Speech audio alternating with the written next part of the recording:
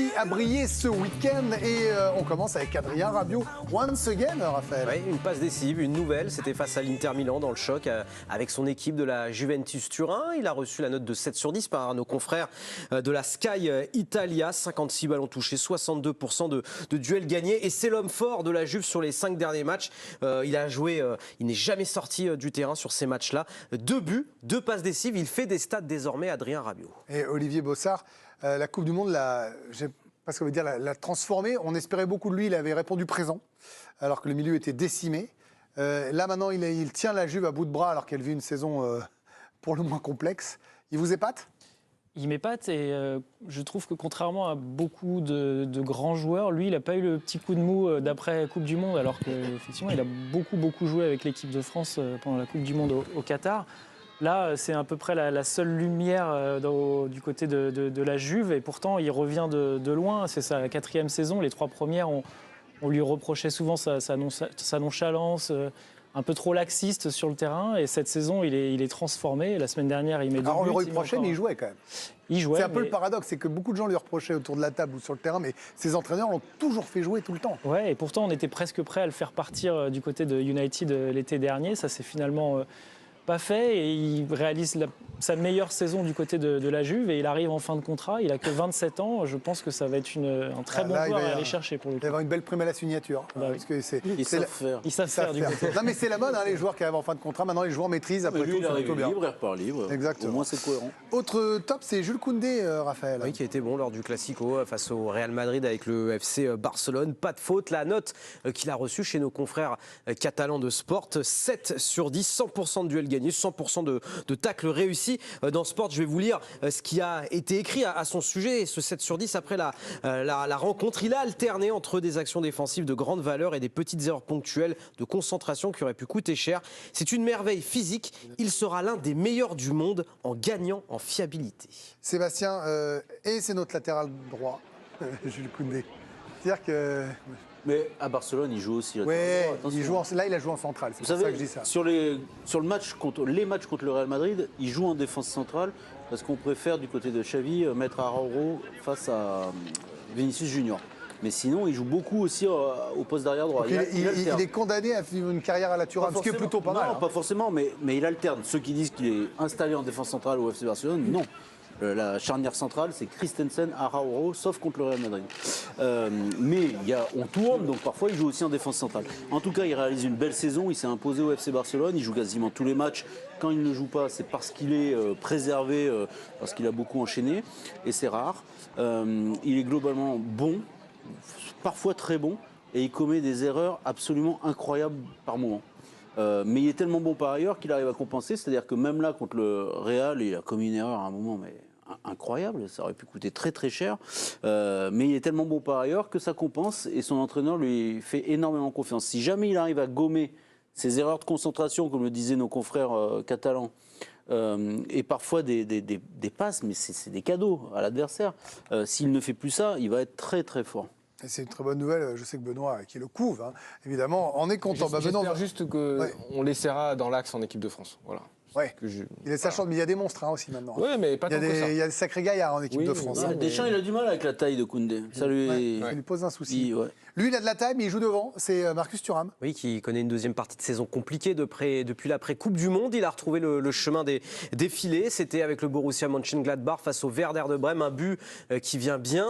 La note de 3 sur 10, moyen. Alors c'est à l'inverse, vous savez, chez nos confrères de Bild, si vous avez 1 sur 6, vous avez une très bonne note. Si vous avez 6 sur 6, c'est la pire note. On fait toujours la vanne avec Ludovic Obraniak. C'est la note de Ludovic Obraniak, exactement.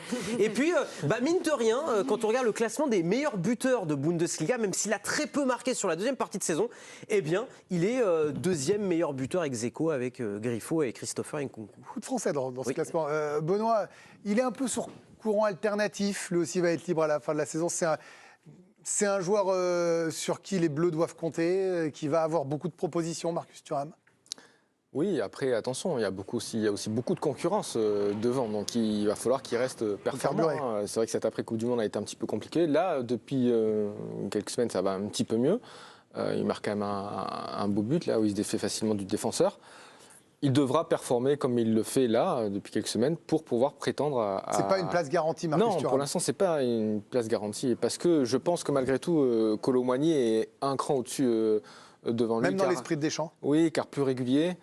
Il offre aussi plus de garanties dans le sens où il peut vraiment jouer dans l'axe, où il peut jouer sur le côté, même si Thuram peut le faire, mais Kolo Muani a peut-être un peu plus de jambes que n'a Thuram. Non, il faudrait qu'il continue à performer pour continuer à être appelé en équipe de France. Et on suivra de près sa carrière. Il avait disparu pendant de très longs mois. Bien sûr, Il est revenu c'est au pour ça que je parlais dernier de moment. cyclique. Et c'est un souci. Il avait eu son problème après avoir craché face à un adversaire. Mais là, il arrive en fin de contrat lui aussi, c'est important. Avant de passer au flop, le bonus du barreau, bien sûr, pour un beau barreau avec vous, Alicia. Oui, bonus du barreau consacré à Mike Maignan, qui sera bien le gardien numéro 1 en équipe de France. Didier Deschamps l'a confirmé hier, ce n'était pas une grande surprise. Mais tout de même, la question a été posée sur la hiérarchie des gardiens au sélectionneur des Bleus. Surtout que cette hiérarchie a été chamboulée après les retraites internationales d'Hugo Lloris et Steve Mandanda. C'est plus derrière qu'on se pose encore la question. Mais lui, le gardien de 27 ans, sera bien le numéro 1. En revanche, sentiment un petit peu plus mitigé après la grosse défaite de l'AC Milan sur la pelouse de l'Udinese 3-1 samedi dernier. Un peu dans le dur ces dernières semaines avec son club, Mike Maignan, qui reste sur 3 matchs sans victoire. Même si en Ligue des Champions, on le rappelle quand même, il avait été omniprésent. On passe au flop maintenant. Ça s'est moins bien passé pour ces Bleus-là. Et Jordan Ferretou n'a pas eu une très bonne note, Raphaël. Oui, alors son équipe, l'Olympique de Marseille, a gagné face à Reims ce week-end, mais il a reçu la note de 4 sur 10 dans le journal de l'équipe. Un match compliqué pour Jordan Ferretou, qui a perdu 13 ballons durant la rencontre. Lui, pour un milieu de terrain, c'est beaucoup. Et quand on fait le bilan un petit peu sur les derniers matchs qu'il a disputés avec l'Olympique de Marseille, sur ces 5 derniers matchs, il y a eu 4 sur 10 face à Reims, une note également moyenne face à Strasbourg, 4 sur 10. Finalement, son seul bon match sur les 5 derniers qu'il a disputés, c'était face au Stade Rennais. C'est vrai que Sébastien Targo, c'est un peu dur ce que je veux dire, mais c'est de tout le groupe, on se dit c'est celui qui a la place qui est peut-être la plus fragile. Oui, je vous avouerai que j'étais surpris qu'il soit à la Coupe du Monde, mais finalement il réalise une belle saison avec l'Olympique de Marseille, où il est épanoui quand même globalement et décisif, considéré comme quasiment intouchable. J'imagine mal Verretou avoir une carrière en équipe de France. Bah, cela dit, il a une Coupe du Monde, il continue à être là. Voilà. Gendouzi, par exemple, n'est pas là. Oui, mais je peux me tromper, ça ne serait pas la première fois. Oui, comme tout, voilà. Et puis, on ne peut pas dire que sa Coupe du Monde m'ait fait changer d'avis, forcément. Alors, il a participé qu'un seul match, mais il était tellement loin de ce niveau-là, que ça paraît très compliqué. Encore une fois, je ne veux pas être désagréable, mais l'Olympique de Marseille et l'équipe de France, il y a à peu près 12 divisions d'écart. Donc en termes de niveau. Très agréable du coup. Là, quand même. Mais c'est pour les insultes, pour recevoir quelques insultes. Parce que ça m'a manqué ces derniers temps. Parfois, ça vous manque un peu. Vous avez dit, tiens, je me fais une soirée Twitter. Non, parce que Paris, ça devient trop facile. C'est-à-dire que même les supporters du PSG sont tellement désespérés qu'ils ne vous insultent plus. Donc là, à Marseille, on peut y aller. Voilà. Comme ça, vous aurez de quoi lire quelques haters et vous pourrez vous amuser, soit répondre, soit bloquer, mon Seb. Bonne soirée à vous. Benjamin Pavard en double flop. Oui, ça a été compliqué pour lui avec le Bayern Munich face au Bayer Leverkusen. La défaite, la perte de la première place en Bundesliga, et son match a été compliqué. Un penalty provoqué, pas loin de l'expulsion. Benjamin Pavard, et oui, sa note, pardon. Nick Nolte. Oui, exactement. Sa note dans le quotidien Bild, 5 sur 6. Donc c'est une très mauvaise note, puisqu'on note à l'inverse. C'est une note Ludovic Obraniak. Vous êtes le pire d'entre nous, en fait, Raphaël. Laurie, Benjamin Pavard, vous allez le faire avec Benoît, c'est le poste, mais moi je voudrais votre avis sur la psychologie de Deschamps qui ne l'a pas fait jouer, qui l'a quasiment sorti du groupe, en tout cas, qui ne l'a pas proposé à ses compos à la Coupe du Monde, sûr que j'aurais et qui le reprend. Pas imaginé le retrouver là, à l'entraînement avec l'équipe de France. Alors le flop, c'est parce que ce week-end, il a fait au moins une boulette, mais il a quand même de belles performances en ce moment avec le Bayern. Sportivement, ça avait du sens. Il a après, raté son week-end. Vu ce qui s'était... Oui, voilà. Mais vous êtes dur, ça y est, on rate un week-end c'est et le paf. baromètre du week-end, Laurie. Je ne fais pas le baromètre de la vie, sinon comment on fait? On s'en sort.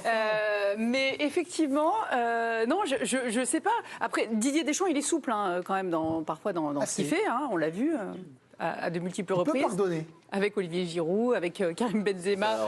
Quand on parle du... Bah oui, mais il a raison, c'est normal, il faut être pragmatique. Non, tu peux pardonner par bonté de cœur. Il est pragmatique, mais il est pragmatique avec Benjamin Pavard. Je pense qu'il a apprécié que malgré tout, Ils rebondissent bien sportivement après. Et ils disent rien. Et qu'ils disent rien, voilà. C'était la bonne attitude à avoir, il l'a eu et il mérite sa place. Alors je sais pas, voilà. Après, où est-ce qu'il va jouer par rapport au Bayern, tout ça, on va voir c'est un notre autre débat. latéral. Et c'est une passe décisive. Lui aussi, même histoire, il faut qu'il joue à droite. Il dit, je veux pas jouer à droite, mais il revient parce que c'est l'équipe de France pour jouer à droite. Et surtout parce qu'il n'y a pas non plus Oui. énormément de concurrence à droite. C'est le problème. La dernière fois, j'ai parlé aussi de Nordi Mukiele, qui pour moi a fait un mauvais choix de carrière en partant au Paris Saint-Germain, puisque à Leipzig, il jouait. Il avait Mais il quand jouait même, moins à la fin. Oui, mais il avait quand même un niveau qui était assez élevé. Et au Paris Saint-Germain, il joue des miettes. Enfin, Il joue plus. Greg, il va jouer, alors avec tout le respect que j'ai pour ces clubs-là, il va jouer contre Brest, il va pas jouer les matchs de Champions League. C'est Hakimi qui est clairement devant lui dans la hiérarchie. Ok. Donc oui, effectivement. Donc c'est logique qu'il rappelle Pavard et que Pavard soit là. Je pense qu'il n'a pas le choix. D'accord. Et on termine avec quelqu'un qui était plutôt habitué au top ces derniers temps, c'est Upamecano en triple flop. Qui avait été l'homme du match, l'un des hommes forts du Bayern Munich lors de l'élimination face au Paris Saint-Germain, mais qui, face au Bayer Leverkusen, a connu comme Benjamin Pavard un match très compliqué. Lui aussi, il a provoqué un penalty.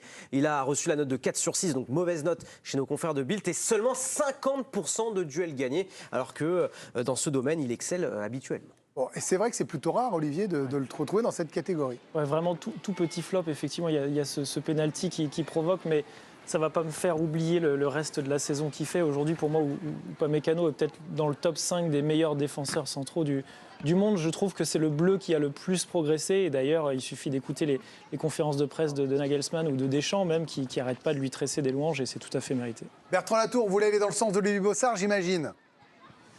Bonsoir. Bonsoir. Absolument, comme Olivier, je plaide la thèse de l'accident pour Dayot Upamecano qui, s'il devait réussir un rendez-vous, l'a fait brillamment contre le Paris Saint-Germain face à Kylian Mbappé. Donc voilà, ça arrive à tout le monde de passer à côté d'un match, même à vous, Greg, ça vous arrive de rater des missions, d'ailleurs plus souvent qu'à Dayot Upamecano. Ouais. Alors après, moi je suis pas vexable trop facilement, Bertrand, donc vous pouvez y aller tranquillement. J'ai le dos large. Regardez-moi ça, ce petit coquin. C'est agressif, hein, quand même, il est agressif. Mais on retrouve le talent, t'es agressif. Ouais.